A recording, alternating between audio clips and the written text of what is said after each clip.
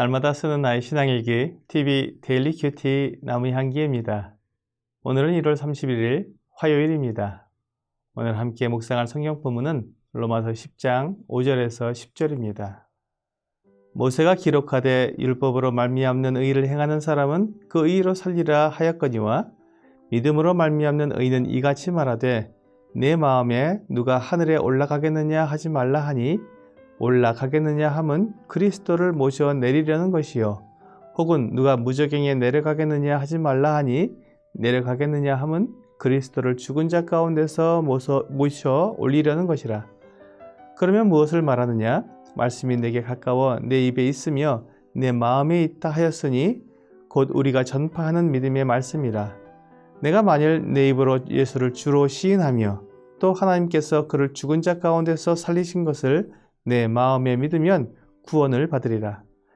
사람이 마음으로 믿어 의에 이르고 입으로 시인하여 구원에 이르느니라. 바울은 다시 한번 사람이 의롭게 될 수 있는 두 가지 길에 대해 말하고 있습니다. 첫 번째 것은 앞에서 말한 자기 의와 같습니다. 율법으로 말미암는 의를 행하는 사람은 그 의로 살리라는 것입니다. 율법을 지켜서 의롭게 되려는 사람은 율법에서 의를 얻으라는 것입니다. 그러면 살 수 있다는 것입니다. 이것이 자기 의입니다. 내 힘으로, 내 노력으로 하나님 앞에서 의롭게 되려는 시도입니다. 그런데 이런 시도는 이미 소용이 없다는 것을 밝혔습니다. 율법으로는 하나님 앞에서 의롭다함을 얻을 육체가 없다고 선언한 것입니다. 모든 사람이 죄를 범하였음에 하나님의 영광에 이르지 못한다고 분명히 말했습니다. 이것이 하나님께서 사람들에게 알려주시는 것입니다. 사람들이 율법을 통해 의를 이룰 수 있다고 오해하고 있는데 그것은 불가능하다는 것입니다.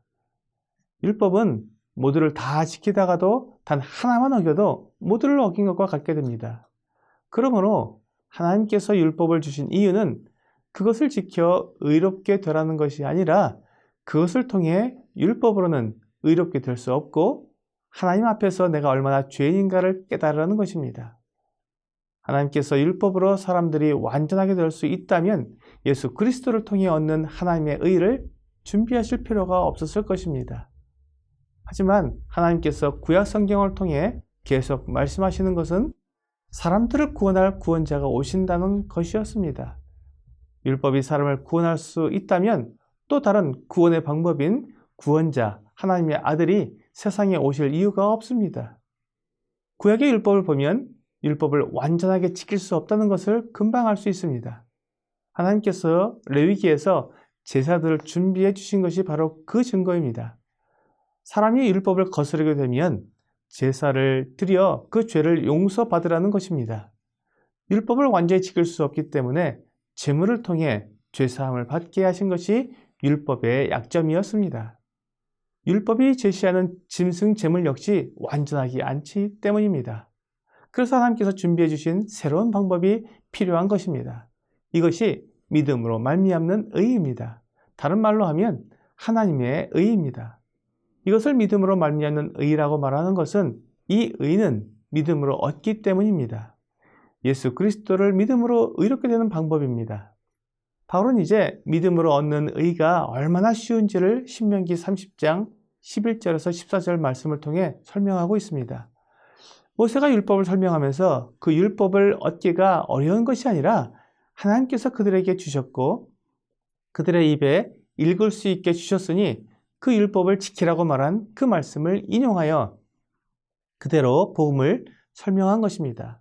모세는 율법을 얻기 위해 하늘에 올라갈 필요도 없고 바다 밖으로 나가서 율법을 가져올 필요도 없이 이스라엘 백성들 앞에 주어진 그 율법을 그대로 지켜 행하면 된다고 말했습니다. 바울은 그 말씀을 인용해서 믿음으로 말미암는 의는 하늘에 올라갈 필요가 없다. 왜냐하면 우리 주님께서 이미 성육신에서 이 땅에 오셨기 때문이라고 말합니다. 또한 무저갱에 내려갈 필요가 없다. 왜냐하면 주님께서 죽음에서 부활하셨기 때문이라고 말합니다.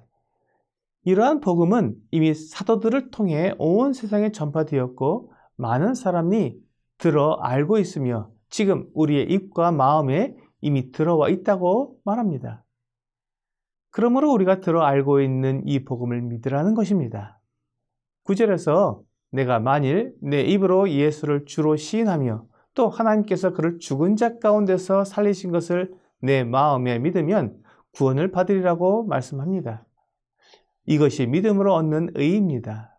주 예수 그리스도를 마음으로 믿고 입으로 시인하는 것이 의를 얻을 수 있는 방법입니다. 이것이 하나님께서 준비해 주신 하나님의 의입니다. 우리가 오해하고 있는 것은 이 고백을 마치 주문처럼 외워서 하면 구원을 받는 것이라고 생각하는 것입니다. 나는 예수님을 나의 주님으로 시인하며 내 마음에 믿습니다 라고 말한다고 해서 구원을 받는 것이 아니라는 것입니다. 이 내용대로 내가 그렇게 해야 한다는 것입니다. 예수님을 나의 주로 고백하는 것은 예수님을 왕으로 모시고 내가 그분의 종이 되어 살아가겠다는 뜻입니다. 여기에는 순종이라는 것이 요구됩니다. 그리고 하나님께서 예수님을 죽은 자 가운데 살리신 것을 마음으로 믿는 것은 부활을 믿는다는 말입니다. 죽은 사람이 다시 살아나는 것은 정말 믿기 어려운 일입니다. 예수님만 부활하신 것이 아니라 그것을 믿는 나도 부활할 것을 믿는 것이기 때문입니다. 오늘의 적용 질문을 보겠습니다. 내가 구원받은 것을 어떻게 알 수 있습니까? 내가 마음으로 주 예수님을 믿고 또 사람들 앞에서 예수님이 나의 주인이라고 고백하고 있습니까? 그렇다면 하나님의 말씀대로 하나님이 나를 구원하실 것입니다. 이것이 하나님의 약속입니다. 하나님을 믿는 것은 이렇게 하나님이 나에게 하신 약속을 믿는 것입니다. 하나님은 반드시 약속을 지켜서 나를 구원해 주실 것입니다. 이 약속이 분명히 이루어지기 위해서는 내 마음에 예수 그리스도의 부활을 믿고 분명히 그분을 나의 주님으로 고백하는 것이 필요합니다. 이것이 분명하다면 하나님의 구원하심도 분명합니다. 오늘 내 생각이나 내 느낌으로 구원을 확신하지 않고 오직 하나님께서 말씀해 주신 약속을 믿음으로 하나님께서 구원해 주시는 것을 확신하는 여러분과 제가 되기를 주 예수님의 이름으로 기도합니다.